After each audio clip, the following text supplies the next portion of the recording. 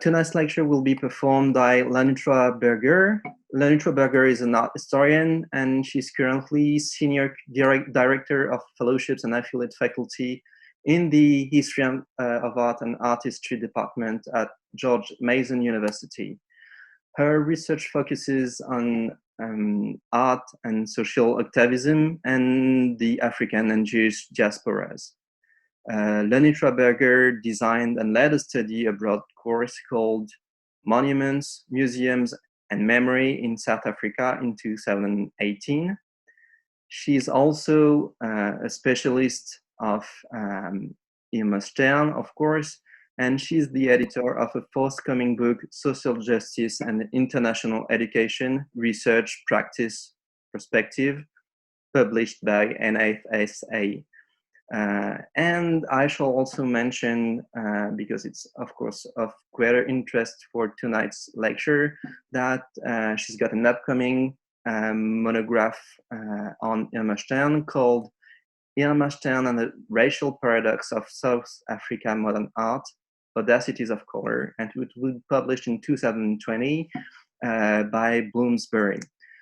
Tonight's lecture will focus on Irma Stern through what Lenitra Berger called the racial paradox of South African art. So I shall not tell much more about it as Lenitra will be presenting more extensively. And so I'll leave her talk, and I'll invite you to ask questions after the lectures through the chat of the platform we're using. So Lenitra, I would like to thank you for accepting this very specific exercise of giving a live lectures from Washington, where you're working and living. And I let you present us this racial paradox of South Africa. Thank you, Lenitra. Thank you so much, Hugo. It is a real pleasure to be here.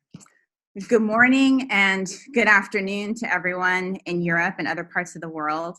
Thank you all for joining me today for this lecture. First, I would like to thank Hugo Daniel and the entire staff at the Giacometti Foundation for inviting me and for organizing this lecture. I'd also like to thank my dear husband, Matthew Berger, who is sitting next to me and is assisting me in the logistics and the preparation for this lecture today. I'd like to thank Jordan Beltran Gonzalez, who is my fearless editor and production manager, who has been helping me throughout the process of completing my book project. And finally, I'm going to be honest and say that I'm giving this lecture from home at my dining room table, and I wouldn't be able to do that without the assistance of a wonderful au pair named Taina Felix from Brazil, who is taking care of our two boys right now, and she's done so during the entire quarantine. So it is a real honor to be included in this wonderful lecture series today.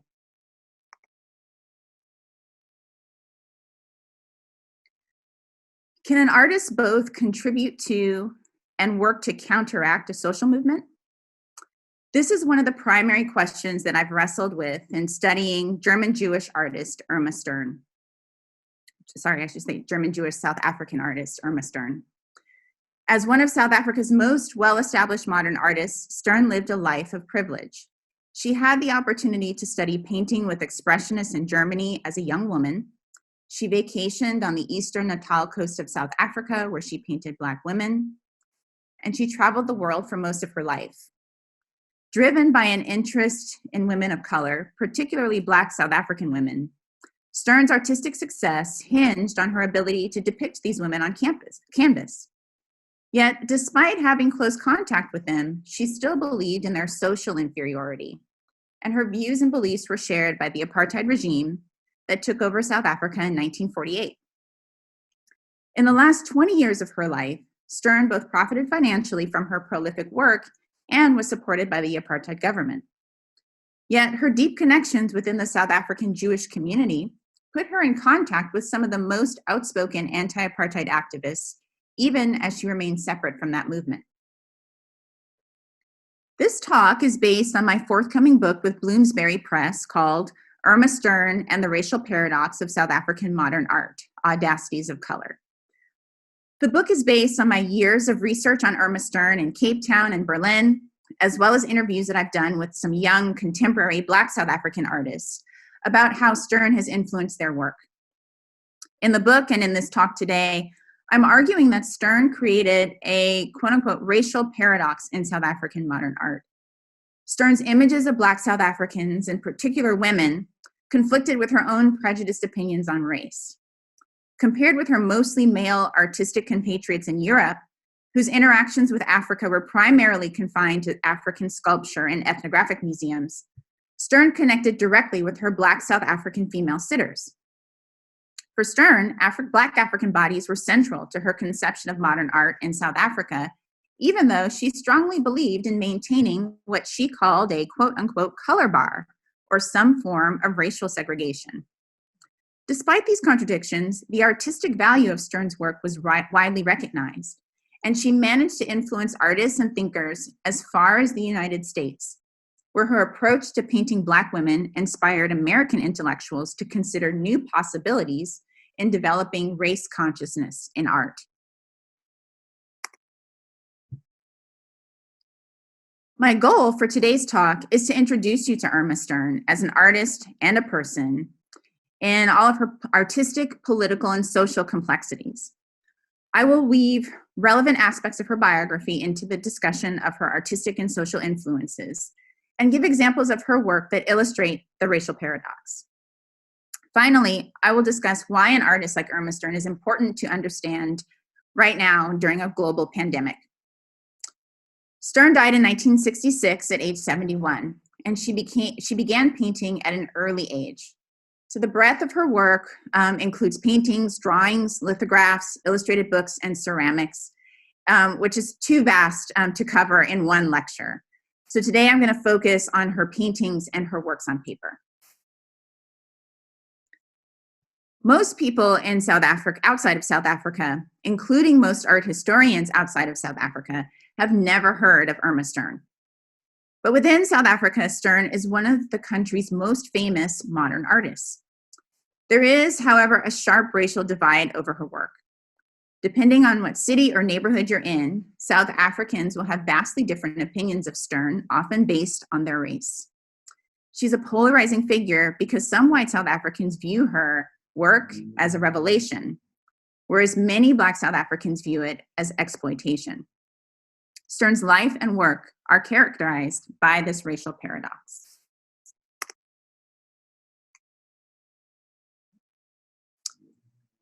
So you'll see here, this is a photograph of Irma Stern as a baby and a map of South Africa. Irma Stern was born in the Schweizer-Reneke region of the Transvaal in South Africa on October 2nd, 1894. Her mother, Henny Fels, was born in Einbeck, Germany, near Hanover in 1875, and her father, Samuel Stern, was also born in Germany. Samuel and Henny Stern moved to the Transvaal as part of a wave of wealthy German Jewish immigrants seeking business opportunities near the mines and farms in rural South Africa. In 1899, the war between the Dutch, speaking Afrikaners or Boers, and the British settlers began. That was known as the Boer War, marking the first of many times in Stern's life when political turmoil would leave its imprint on her psyche. Samuel Stern was arrested by British soldiers for aiding the Boers, and the rest of the Stern family was sent to Cape Town and given refugee status. As soon as Samuel was released and joined the family in Cape Town in 1901, an outbreak of the bubonic plague forced them to flee to Germany. From a young age, Irma Stern began traveling frequently between Africa and Europe, a practice she continued for the rest of her life.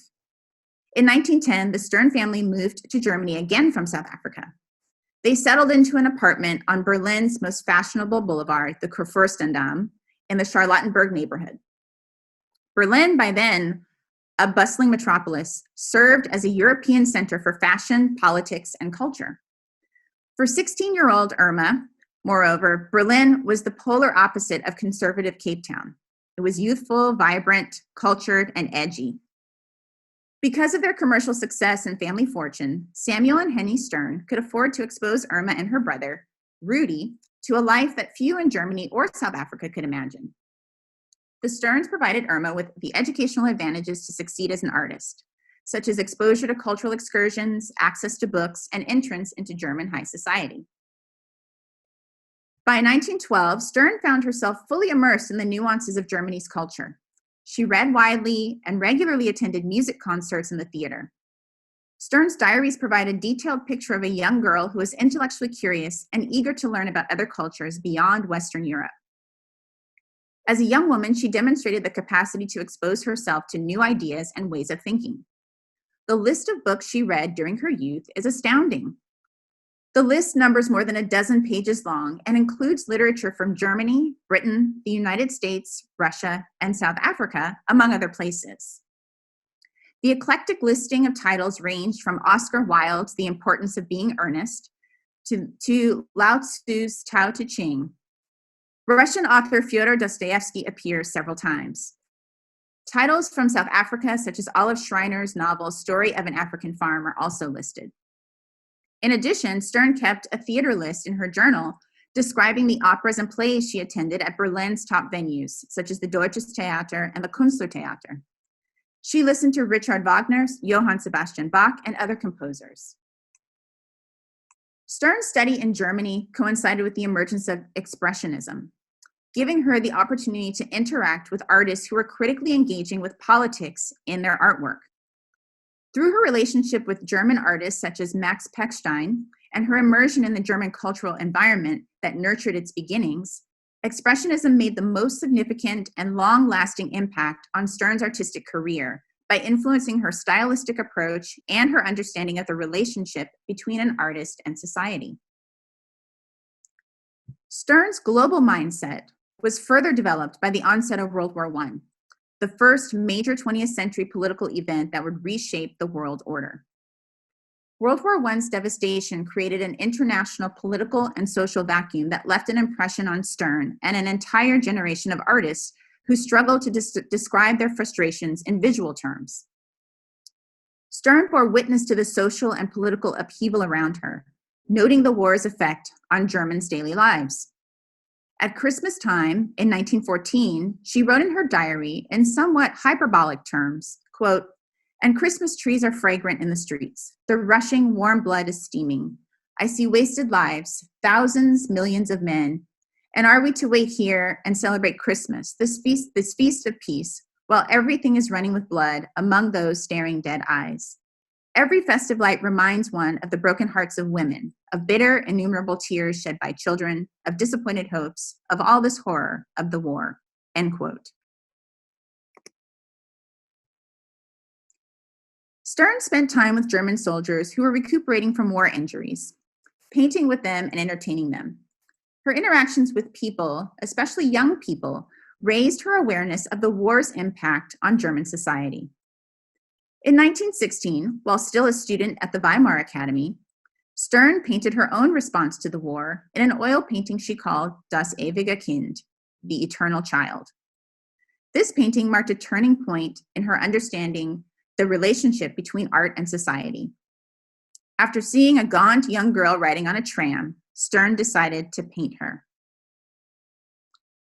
The Eternal Child depicts a young German girl sitting on a high-backed wooden chair and holding a bouquet of flowers. The child has a disheveled look, and the part between her shoulder-length braids is crooked. Her lips are pursed in a frown, indicating some discomfort. Her dress, a patchy red frock, has a white laced collar and frayed sleeves. The beige background gives no indication of location or time of day, bringing more focus to the child's facial expression.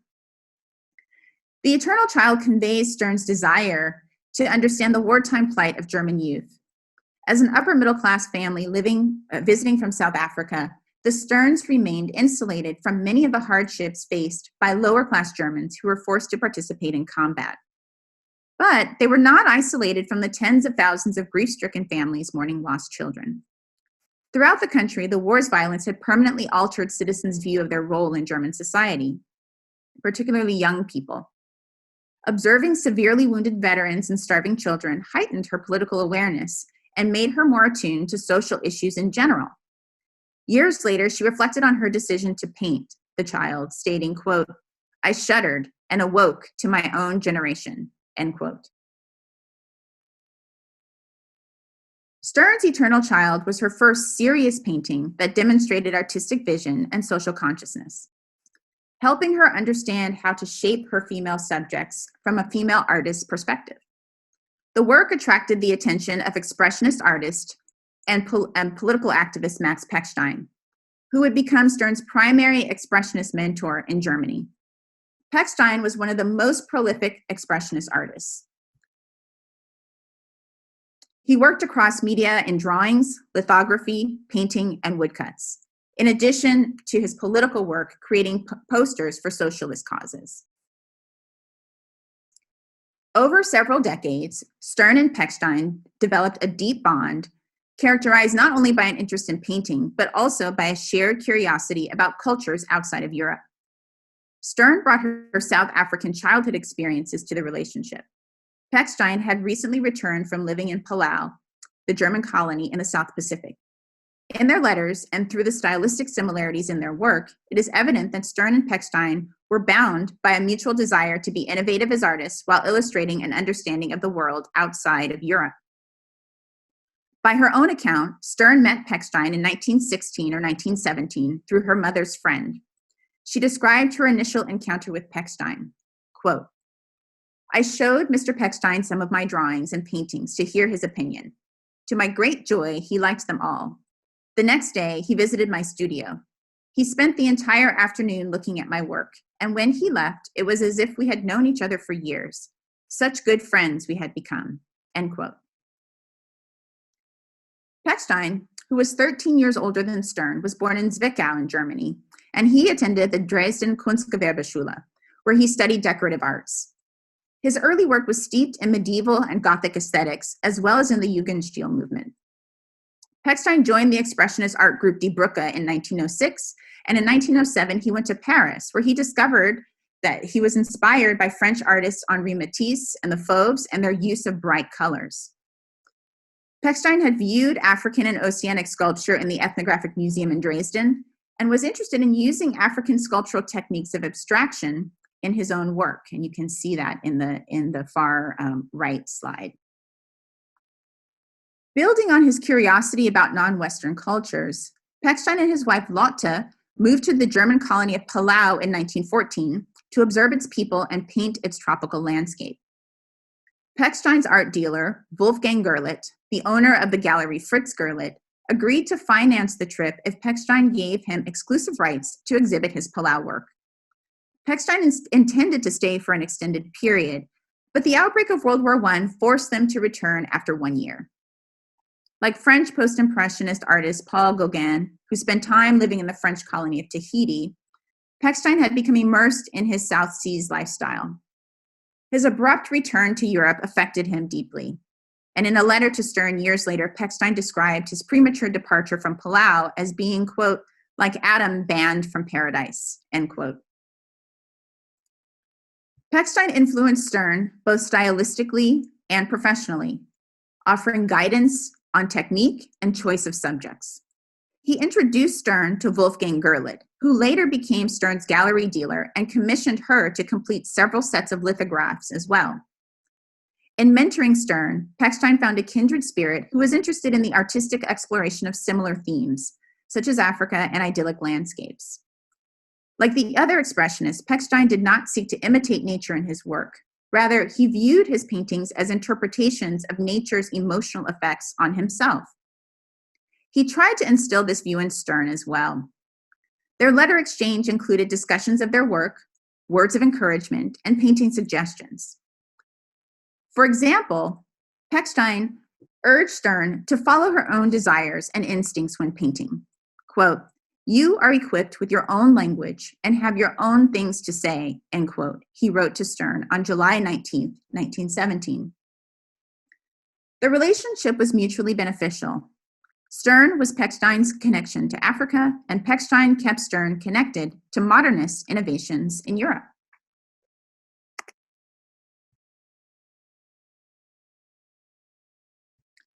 Outside of Europe, young scholars and critics observing developments in Berlin took note of these artistic innovations. One such scholar was African-American philosopher and cultural critic Alain Locke. Locke was the first African-American student to receive the prestigious Rhodes Scholarship, named after the South African diamond magnate Cecil Rhodes. And he received the scholarship to study at the University of Oxford in England in 1907. He continued his overseas study at the University of Berlin from 1910 to 1911. While studying in Berlin, Locke followed the academic conversations about the quote-unquote discovery of African art by Europeans, specifically the Benin bronzes that were confiscated by the British soldiers during the Benin punitive expedition in 1897. Convinced that African cultures were rich in artistic mastery and complex political and philosophical themes, Locke was searching for artistic evidence to counteract colonialist and white supremacist views that Black people were culturally, socially, and biologically inferior.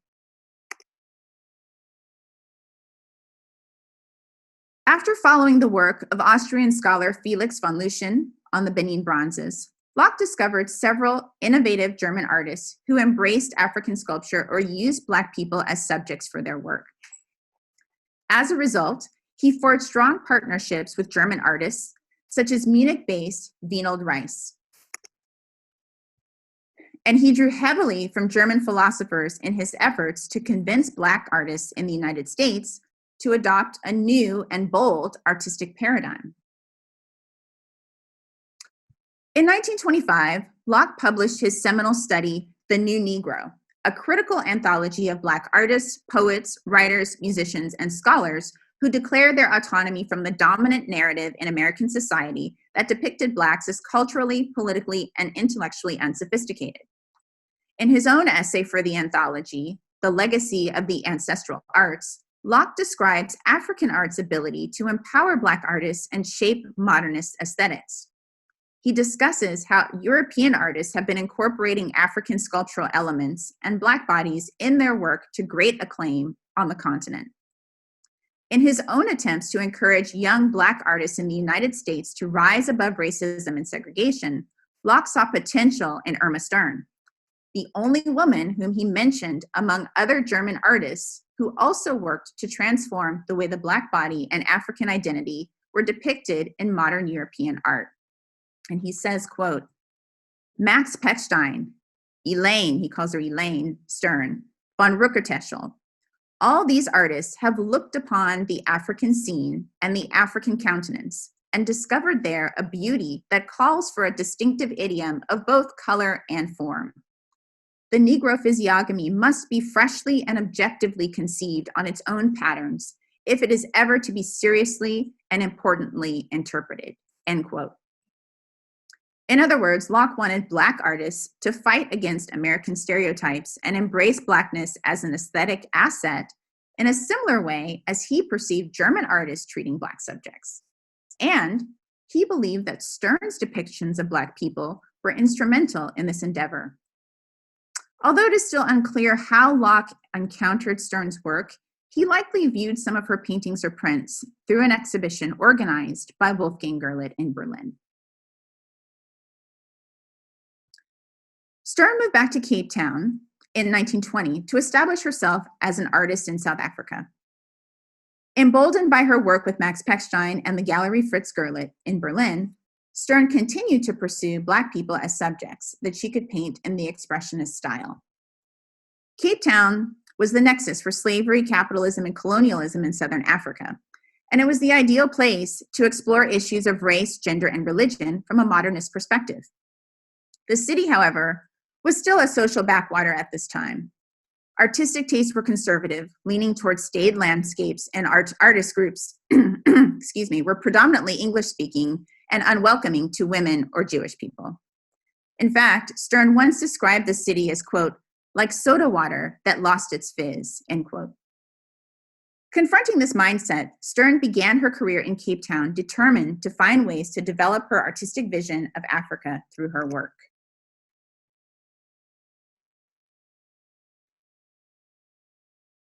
By 1923, Stern had begun traveling throughout South Africa and the Kingdom of Swaziland, searching for new subjects.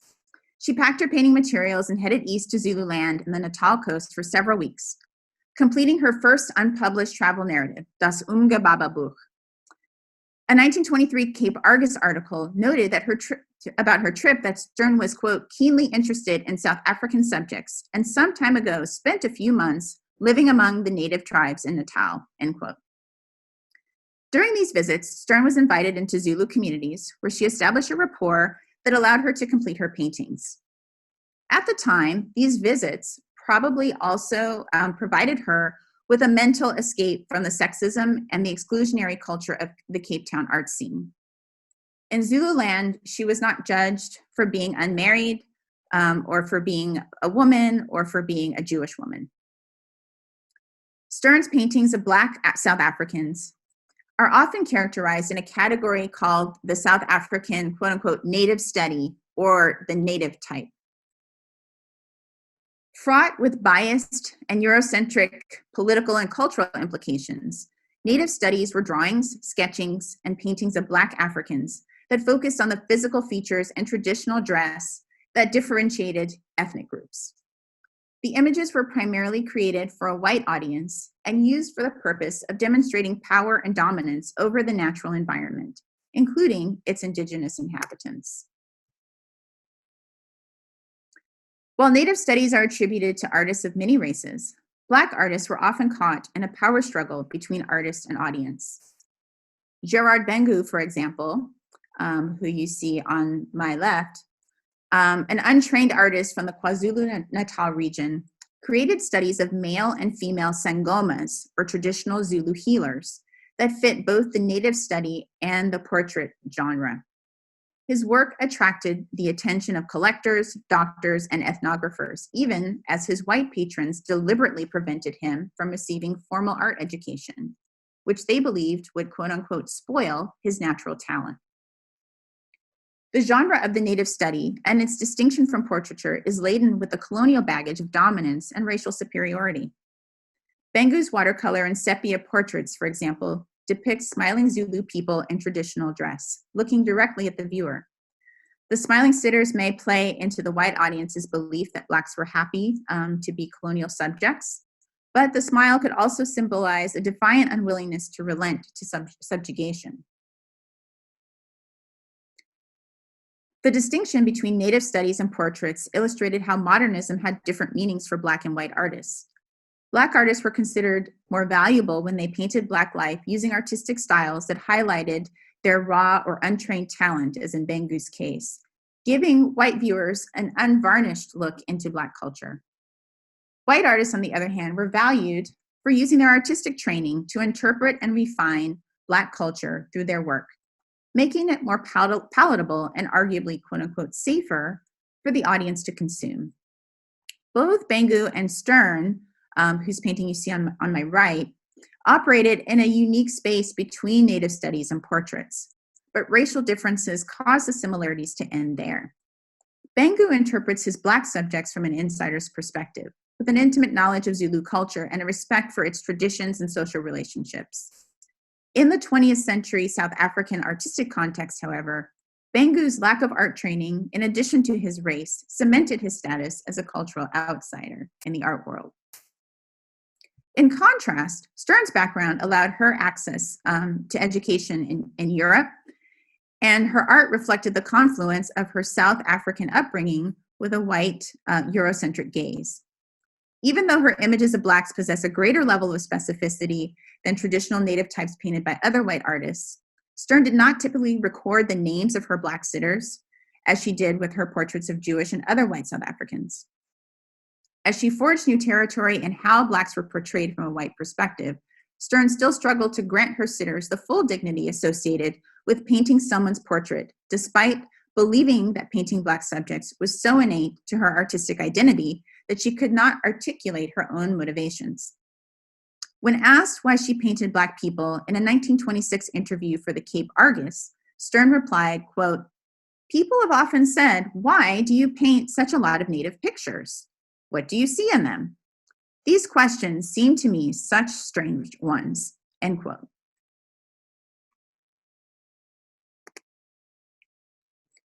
European interest in Stern's work increased significantly in the 1920s and 1930s. With the assistance of Wolfgang Gerlit, Stern exhibited throughout Europe and frequently in Paris, a city that she considered to be a welcome escape from Cape Town. Stern exhibited her works at Galerie Literatique, Galerie Billet Worms, in 1927, 1929, and 1932, before World War II, and at Galerie Wildenstein and Galerie André Weil after the war. Like Berlin, Paris was also a place where European artists could encounter African sculpture at places like the Musée du Trocadero. And artists such as Pablo Picasso and, of course, Alberto Giacometti were fascinated with African sculpture. Like Stern, Giacometti's interest went beyond African sculpture's formal elements. He was friends with German art historian Karl Einstein, author of the book on African sculpture called Neger Plastique, and he was also friends with Michel Léry, the French theorist and academic who studied Dogon art in Mali. Stern's work was showing in Parisian galleries at the same time that Giacometti deepened his own study of African sculpture, and it is possible that their artistic circles overlapped. Stern's recognition by Parisian galleries at this time signaled an important inflection point for her work and for her career. The attention from European galleries gave her new credibility as an artist in her native South Africa, and critics and the government began to recognize that an embrace of African themes in art was also a way to connect to contemporary European cultural trends. Politically and socially, South Africa was fragmented by ethnic tensions between English-speaking and Dutch-speaking white people known as Afrikaners. Yet, despite these tensions, the groups united in their efforts to find ways to subjugate and exploit the overwhelming Black majority for political and economic gain. Much of Stern's success in South Africa can be attributed to her connections in the Jewish community. Stern was an active member of the Jewish community in Cape Town, and her social life revolved around community events and activities. In turn, the community supported Stern and her work. Many members of the Jewish community were also prominent social activists who were outspoken early on about racism in South Africa. Some of these members were Stern's closest friends, and their activities not only kept her informed about South Africa's decline into an apartheid state, but also pushed her to examine her own work as an artist, to varying success. Immigrating to South Africa from around the world, often to escape persecution and anti-Semitism, Jewish South Africans occupied a liminal band of the whiteness spectrum in South Africa. Not white enough to receive the same privileges as British or Dutch-speaking settlers, but just white enough to be counted as part of the minority white population that was seeking political legitimacy.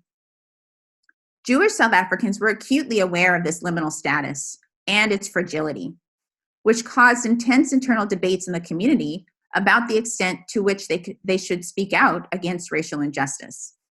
Some argued that it was their religious duty to do so. Others countered that remaining silent was crucial to their community's survival. Stern had four very close friends in the Jewish community: Hilda Pravitsky and Rosa van Helderen in Cape Town, and married couple Richard and Frida Feldman in Johannesburg. Pravitsky and van Helderen were romantic life partners and progressive educational activists for colored or mixed race girls in Cape Town.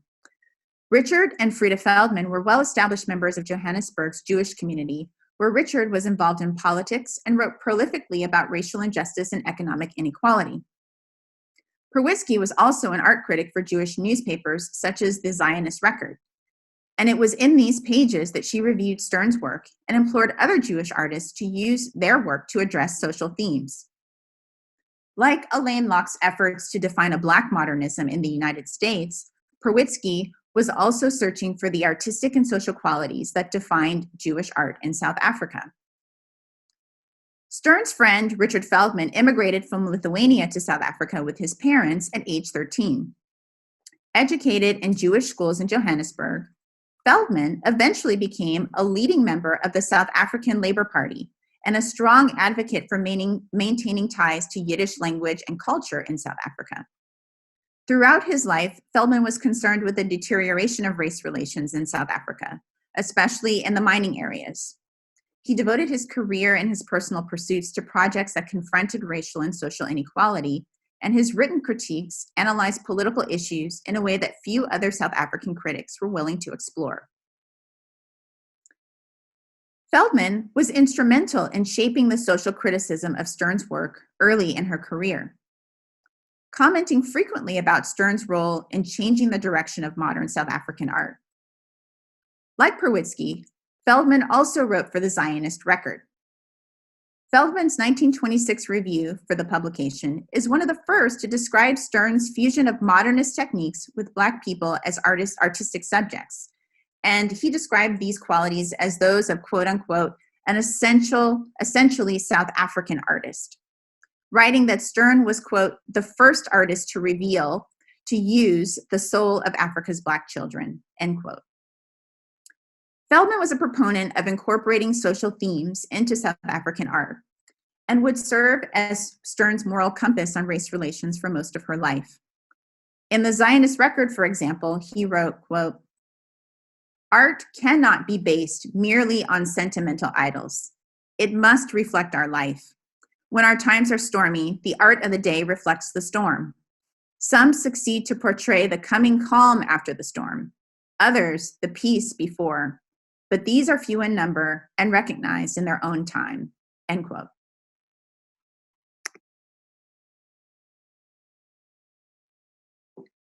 Feldman's remarks signified a shift in thinking about art in South Africa at this time that originated in the Jewish community and was part of a more global response to the relationship between art and society. In 1935, Feldman published Schwarz und Weiß, Black and White, a collection of Yiddish stories, short stories about race relations and Black life in South Africa. To illustrate the book's cover, he used a Stern painting of a Black African woman in the foreground of an ambiguously rural area, holding what appears to be a bundle of hay or grass or flowers on her head. Because Stern did not paint images of Blacks in urban settings, the work brings out some of the contradictions between perceptions and reality about Black life in South Africa. Whereas Feldman's book criticizes the exploitation of Black labor in the gold mines, Stern's painting on the title page idealizes a vision of pre-industrial Black life. Additionally, Stern's painting on the cover of a book written in Yiddish shows how her work was linked to the Jewish community's cultural and social agenda, bringing attention to the inseparable relationship between modern art and politics in South Africa. Global political events heavily influenced the direction of Stern's career in the 1930s and 1940s, forcing her to make important political and moral decisions about her work. Rising fascist movements and anti-Semitism in Europe forced Stern to stop traveling there in 1933 until after World War II ended. Like most of us right now, she was unable to travel freely, and she had to rethink her strategy for finding inspiration for new directions as an artist. She shifted her focus away from exhibiting in European galleries to exploring the African continent, traveling to Senegal and modern-day Rwanda, Congo, and Zanzibar. At the same time, the white-dominated South African government became interested in Stern's work. By their standards, her artistic success in Europe brought new credibility to South African art.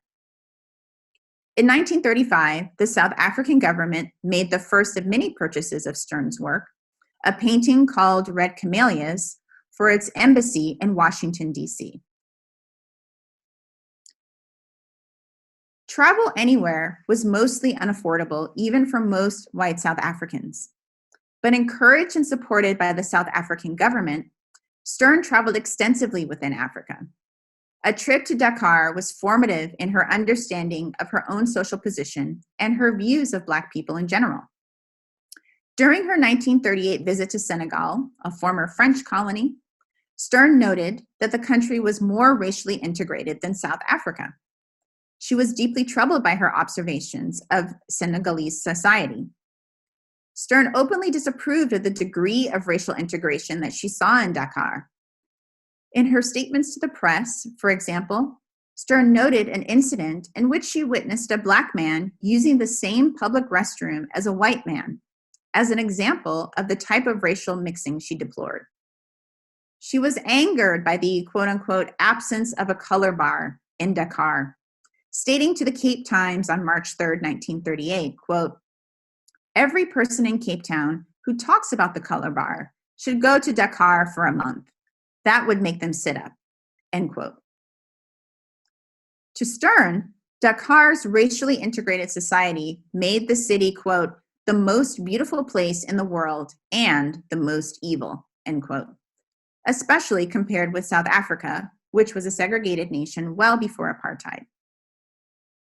These views would only harden as she received more critical acclaim in South Africa, establishing Stern as an enigmatic presence in South Africa, both as a cultural agitator, provocateur, and government-sponsored artist. Stern spent much of her time during World War II traveling and painting in the Congo and in Zanzibar. She created 2 illustrated books, Congo from 1942 and Zanzibar from 1948. These are beautifully illustrated publications that also describe her travel observations in these areas. These 2 texts are so rich in material that they are actually an entire chapter of my book and could each be a 1-hour lecture on their own. So I'm not going to discuss them today so that I can continue to focus on Stern's artistic relationship to apartheid-era South Africa and her posthumous reception. But I encourage you to read that chapter in the book. In 1948, the white minority political parties gained control of parliament and enacted a series of laws that codified apartheid in South Africa. Now, it's really important to note and to remember that apartheid was an all-encompassing legal, cultural, and social system that began with 3 core pieces of legislation.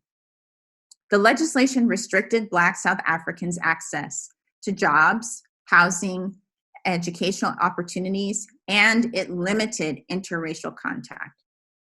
These policies were enforced through a large bureaucracy and a police force whose primary tool was state-sponsored violence. Apartheid policies affected Stern in important ways. Restrictions on movement throughout the country limited Stern's ability to travel to rural Black areas to paint. The creation of Black townships in the cities also affected rural life, as men who found work in cities were separated from their families. Resentment of apartheid policies created a strong current of anger and skepticism towards whites, making it more difficult for Stern to feel welcomed in Black communities. From 1948 to 1966, the final 2 decades of her life, Stern achieved the status she had long sought as a nationally and internationally recognized artist. Her work depicting a multiracial South Africa became a crucial element of the Afrikaner-led National Party's propaganda efforts to promote a twisted form of cultural diversity by cultivating racial separateness through segregation. Although her political views were not always aligned with the national parties, the government officials routinely selected Stern's paintings of Black South Africans for exhibition and display in other countries, to emphasize racial differences and to justify racial separation through apartheid. In addition to reaching the pinnacle of her career in South Africa during apartheid's rise, Stern also sought to maintain a high profile in post-war Europe, even as artistic trends pointed towards abstraction. The South African government invested heavily in Stern during apartheid, providing her with everything from letters of support for international travel to purchasing her work for overseas display. Prior to the National Party's election, Stern had received support from South African Prime Minister Jan Smuts and his administration. Smuts was a Cambridge-educated Afrikaner, which helped him understand British politics and culture and gave him a broader international worldview than many of his Afrikaner compatriots. His command of international affairs led him to serve in the British Imperial War Cabinet and as an influential voice in the founding of the League of Nations. Both actions raised skepticism of his loyalty among Afrikaners. In 1947, Stern wrote to Richard and Frida Feldman just before departing for a Paris exhibition, saying, quote, "I'm having a government-sponsored exhibition in Paris, and also maybe Rotterdam. I'm traveling with letters from the information officers, education officers, the external affairs, and finance minister. In short, a little suitcase full of script," end quote. Although Smuts firmly supported Afrikaner causes and believed that Black people were inherently inferior, he believed that South Africa deserved a place on the international stage, and he advocated for South Africa's involvement in international affairs. He supported Stern's work and encouraged her to travel and exhibit abroad. Stern received letters of introduction for travel and personal letters from the Prime Minister himself. Smuts and Stern shared a similar problem. They both lived deep within their own internal struggles between policy and practice. In government, Stern's work as a political leader centered around connecting South Africa to a transnational white identity, even as most African countries at this time were rejecting white supremacy by establishing independence. In a similar vein, Stern used her work to bring international attention to South Africa's racial and ethnic diversity, even as she rejected the idea of interracial contact. Perhaps her education abroad and extensive overseas travel made it difficult to accept the racist and xenophobic rhetoric at home as universal truth. Both Smuts and Stern, unfortunately, were never able to resolve these internal struggles and took them to their graves. I want to draw your attention to the painting that is my favorite Stern painting, but is also one of her most unusual and vexing. After apartheid's implementation, Black people's resistance to it increased and became more organized. In 1955, Stern painted one of her most haunting and socially relevant works, Maid in Uniform, a portrayal of a Black domestic worker. Maid in Uniform is unique among Stern's work because she rarely painted Black people in work uniforms or urban clothing, preferring instead to depict them in traditional ethnic dress. While the image is colorful, the palette is limited to blues and grays, unlike her paintings of rural South Africa, which featured a variety of shades of different colors. Maid in Uniform's darker blues and grays create a somber and depressing mood that emanates from the canvas. The woman's blue uniform has clashing blue colors, more greenish blue at the top, more periwinkle blue sleeves.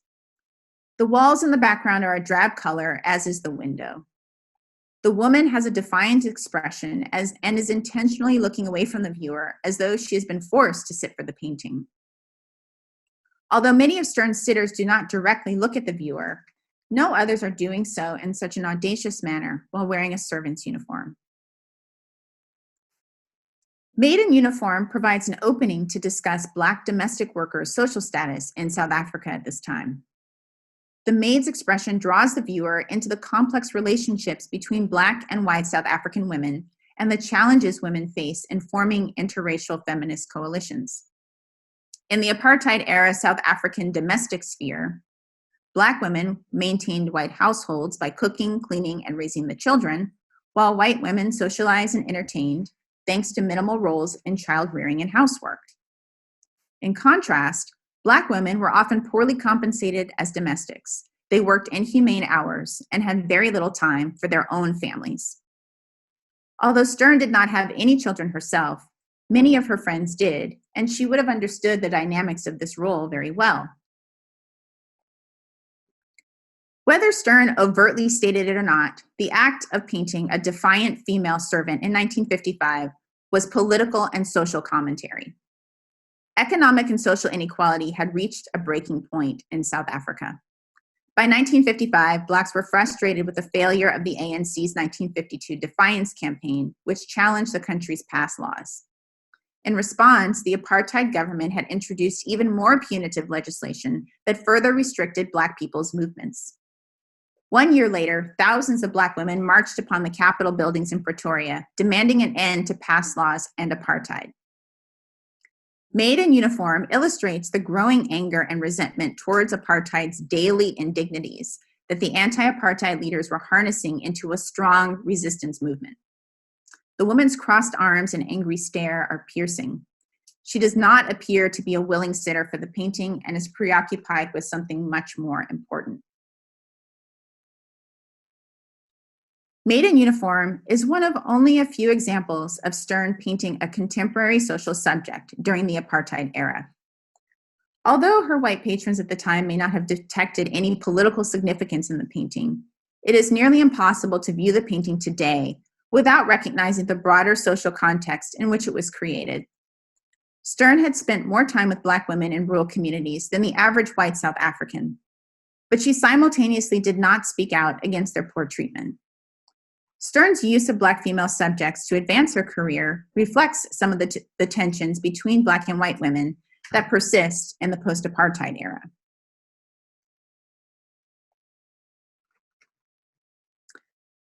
Irma Stern died on August 23, 1966, at the age of 71 in Cape Town. Afflicted by uncontrolled diabetes for most of her life, her condition worsened as she aged, and she was unable to recover. Upon her death, Stern was celebrated and remembered as South Africa's most famous artist, modern artist, honored with memorial exhibitions, obituaries, and the creation of the Irma Stern Museum in Cape Town. But the true global reach of her work was obscured by South Africa's apartheid policies, which turned the country into an international pariah in the 1960s. Rightly so, global news coverage of South Africa now focused on the daily anti-apartheid protests that often resulted in police violence. Activists, including ANC leader and future president Nelson Mandela, were routinely arrested, jailed, or murdered, causing an international outcry. In this context, an artist like Irma Stern, with a politically complex biography, disappeared from the narrative of global modernism. The racial paradox of South African modern art, that Black women were simultaneously central as artistic subjects but peripheral as human beings, is the reason why Irma Stern is still controversial but relevant as an artist today. Relevance in this case should not be mistaken for reverence. Reverence connotes a level of uncritical admiration that is deeply problematic for Stern. Because of her narcissistic tendencies, Stern was often oblivious to others' needs and concerns, which applied to both friends and family, as well as the larger world around her. In a 1951 letter to her friend Frida Feldman, discussing her plans to visit Johannesburg, Stern wrote, quote, "Sorry, I saw so little of you at the end of your stay, but you're always preoccupied with your duties as wife and mother. All very good, but only for them, not for me," end quote. In another letter written to Frida upon her return from an extended trip, Stern complained that it took, quote, 6 days with 4 servants, end quote, to clean her house after Canadian high commissioners had used it.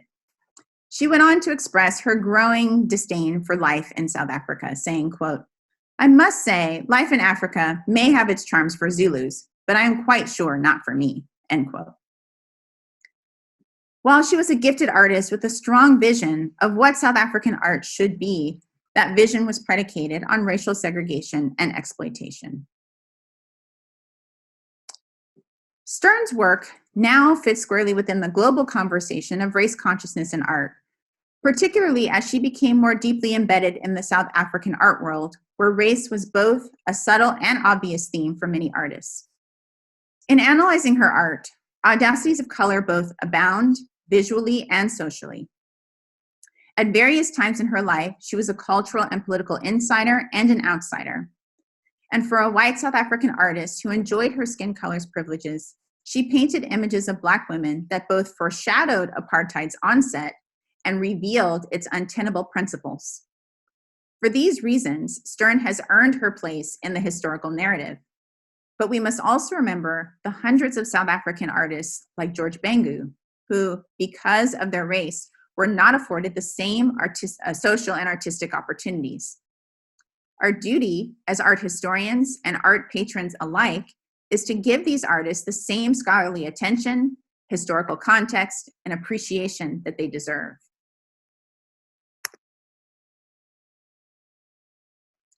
Stern's work is currently selling for record prices at auction, and she is still a popular artist for exhibitions in South Africa.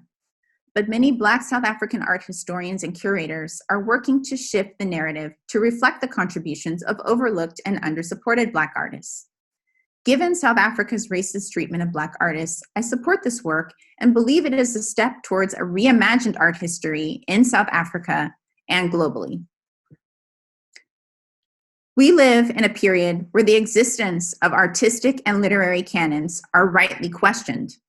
And we are also raising expectations of artists' personal and political behavior when deciding who should be elevated by discussion in the public domain. To date, this conversation still focuses on male artists, and it behooves us to study women's actions as well. Stern and her work complicate this discussion in ways that are productive in examining the cultural and social biases that have marginalized women, particularly women of color, in the scholarship. You may not agree with Stern's values or her views. I certainly don't. But each of us contains just a little bit of Irma Stern. We're each filled with social, personal, and political contradictions that are difficult to reconcile, but have some internal coherence that only we can understand. It's important that we pause to recognize this before we begin to judge other people. When confronted with injustice, however, we are also compelled to act. Remaining silent or willfully benefiting from someone else's oppression is unacceptable. Art in general, and in this case, Irma Stern's art, can cross borders and overcome even a global pandemic to reveal these audacities of color. It can bring us together to think about these questions and imagine what we might do in the same circumstances.